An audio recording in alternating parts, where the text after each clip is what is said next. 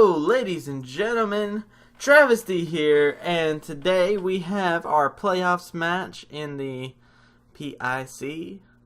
So, without further ado, if you guys are hyped, be sure to hit that like button and show your support for the Carolina Castforms right off the get-go.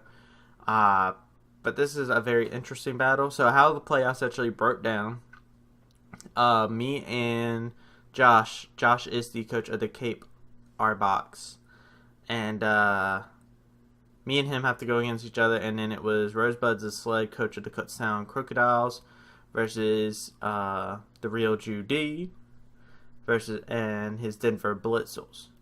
So I think it broke down to first and second place went against each other, and then third and fourth place went against each other. So it should be a very interesting final no matter what the outcome.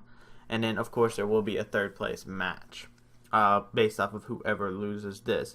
But we did end up getting to the we were able to get into the playoffs, which I guess technically is semifinals because there's only 4 teams, and whoever wins this goes straight to finals. But if you guys remember, this is the opponent that we faced in the very first week of the PIC, the Pokemon Invitational Cup, and he 6-0'd us. So yeah, this is definitely a match I ended up looking at very hard because I definitely want my payback, but at the same time I can't go in there and think nothing's going to work. But anyways, so this man has brought Arcanine, Bronzong, I think that's how you say what the Pokemon's name is, Crawdont, Crobat, Deancey, and Haunter. So fun fact, I actually brought Dugtrio to be able to trap if he brought Raikou or Arcanine. He brought Scarf Weavile because honestly he doesn't really have that many things out there that I really don't outspeed normally. Like, I outspeed everything on his team normally.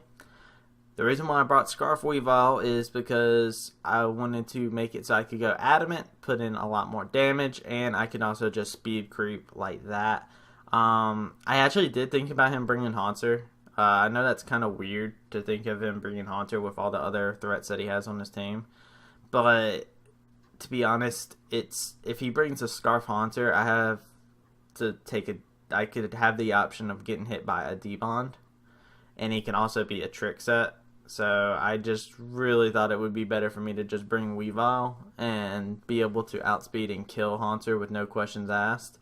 Not only that, I know I'm able to kill Crobat because Crobat doesn't get access to any priority, I believe. I know I'm able to take out the Bronzong. I know I can't take out the Arcanine. Nothing can take out this freaking bulky monster. But looking at the makeup of his team, he looks like he did bring defensive Arcanine yet again, which is annoying. Bronzong, which is annoying. Crawdont, which I really didn't think he was actually going to bring because I could have... If I had one regret, I actually regret bringing Roserade in this match, which you guys will see. Which not really much of a regret, but I really do wish I brought Suicune. Just looking at the makeup of his team alone. Because Shadow Ball, Scald, I can Calm Mind set up on 2 of his Mons. So, I mean, it is what it is. Brought defensive Druddigon. This one has Draco, just as a special hit in case he brought Garchomp along too. If he brings defensive Garchomp, it takes a big chunk of damage, which I didn't think he was going to bring, but I thought it was more likely than the Crawdon. And, of course, Mega Deancey, so I have Iron Head on. And then I've got defensive Clefable.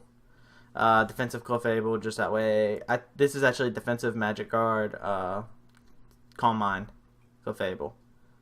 But, yeah, we're going to go ahead and get into this battle. So, I'm going to start off with Metagross. The reason why I start off Metagross is because I can Mega Evolve and kill just about anything on his team par the Arcanine. And if he brings an Arcanine, I do get damage off onto it. And I get to see what item it is, figure out if it's the leftovers or if it is Rocky Helmet. So, yeah, I'm just going to start things off with Metagross. And he brings this thing out. So, I'm wanting to know what his spread is on this thing. So, I'm actually going to go for a Thunder Punch here because I am Adamant.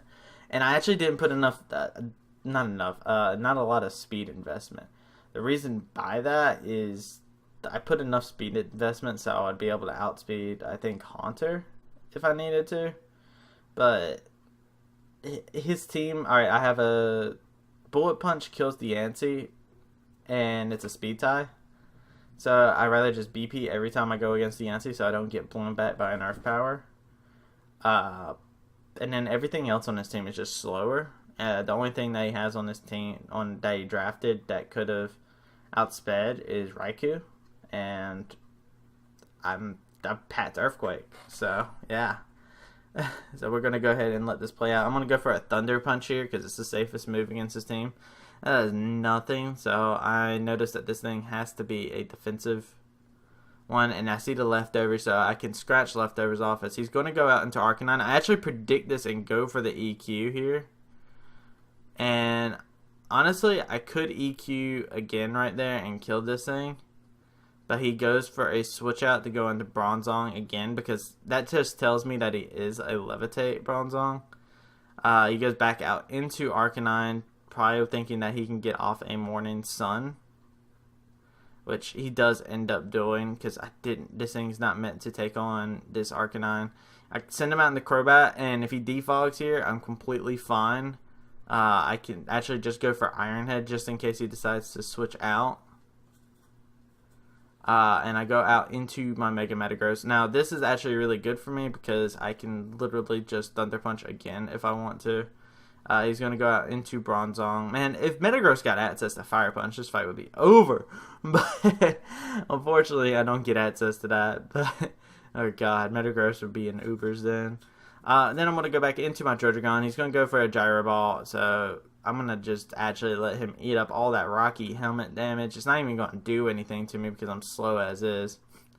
I'm going to go for a Draco here, trying to see how much it would do to him, as it misses, which is unfortunate. He goes for another Toxic here, which I'm just like, okay. So I'm going to roar him out. He's going to go out into his Haunter here, and I really kind of want to save Trojan. So he's going to actually switch out. He's going to go back into Bronzong, and I'm going to actually switch out into Roserade here, which is unfortunate because this thing is, the only thing I have to hit him with is HP Ground. So I'm going to have to switch out back into Trojan just in case he goes for another Gyro Ball. He's actually going to go back out into Arcanine, and I want to see what set this thing is, no matter what. He goes for a Morning Sun here, so he's going to be back at full HP, but I'm going to roar him out. I'm trying to get as much chip damage as I can throughout his team. I'm hoping to get the Crobat hurt a little bit more, even though it is already in range of Mega Metagross at this point. I'm going to roar him out. I'm going to take him back out into Haunter. I'm getting a good amount of chip damage, actually, just by roaring here. And I'm going to actually go out in the Weavile because I am Scarfed, so I know I'll outspeed him. And more than likely, he has to be Scarfed if he brought this thing. So I just get to lock myself into Knockoff and kill his thing right there. Now, I will say right now, I do know that I was questioned a decent bit on bringing Scarf Weavile by a couple people, a couple friends and stuff like that. And I know a couple people are going to question why I brought Scarf Weavile. I wanted something that would outspeed everything on his team and hit hard. Weavile accomplished that, and Weavile being Scarfed actually is really big for me just because of the fact I was able to kill this D-Bon Haunter that could have actually ended up killing me. That Haunter could have been a very big threat to me, and that was a big play on my part. So, honestly, me being Scarfed, I don't mind it. But I can't do anything to defensive Arcanine, so I have to go out into my boy Duck Trio as he actually goes for a Willow here, which is unfortunate because I have him trapped. He is trapped in here with me, so I'm just going to EQ. And he's just going to Morning Sun. And I'm just going to EQ. And he's just going to Morning Sun. Like, that's basically what this part of the battle is, because he's trapped in here, so he doesn't have many other options. And I'm actually fine with this because he's losing Morning Suns. And sooner or later, he has to reveal what type of Arcanine he is. As he does that, as my cat decides that it's just going to go absolutely nuts. But he's going to Morning Sun here again. I'm going to Hidden Power, see how much that does. It doesn't do anything.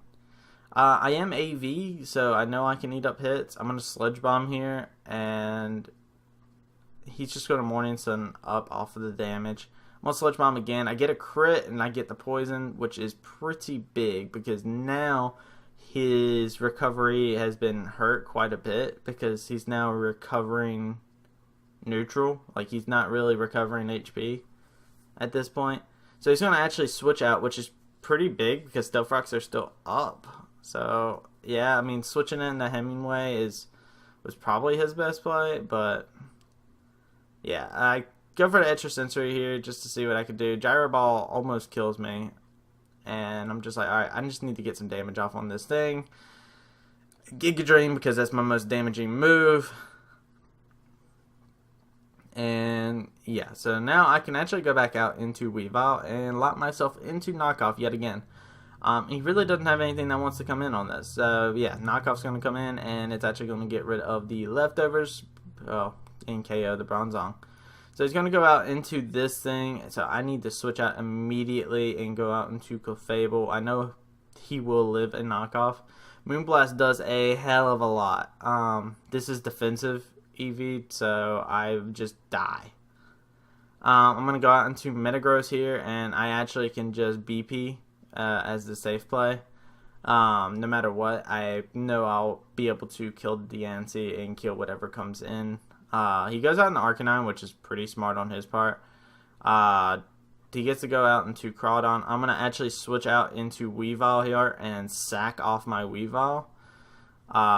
He goes for the Crunch, and he reveals himself to be the Life Orb set. So now I get to go in the Mega Metagross, and it just becomes a matter of I played my win con, because Mega Metagross is able to just come in here and do some cleanup. So I'm able to Thunder Punch, kill this thing off. Crobat dies to a Thunder Punch as well, and he U-turns out, actually, which puts me in range of a roll. Thunder Punch is going to just about kill this Mega Diancie. I'm going to BP just to outspeed and kill. And now when Crobat comes out, I can actually BP again, and it's guaranteed to kill. As there's our match. Mega Metagross is able to pull through. That was a super close match. I made a lot of sloppy plays at the very beginning. I really played way too cautious around Arcanine. Arcanine just, honestly, scary Mon in League format just because it can be ran offensive or defensive. And you guys saw how many hits it ate up and how I was able to stall through a lot of the stuff I was trying to do. But yeah, that was one hell of a match. Be sure to check out Josh and the Cape Town Arboks. They were the first place team in the regular season, and this was honestly a match I really wanted for a long time, since I did get 6-0'd by him, and I worked my ass off to be able to finish at the second place for the regular season. So it felt really good to be able to actually be able to beat Josh. It honestly might be even considered an upset, honestly, just because of the fact that he has been unstoppable throughout the regular season. So yeah, definitely GG to him. Be sure to check out his channel. And yeah, with that being said, guys, Carolina Castforms have ensured themselves a place in the finals, and our opponent has been confirmed to be the real Judy. So next time you guys will see us for the Pokemon Invitational Cup, we will have me versus the real Judy.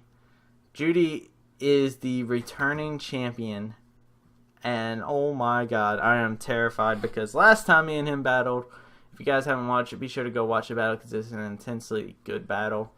I won with a 1-0 against him. I barely won.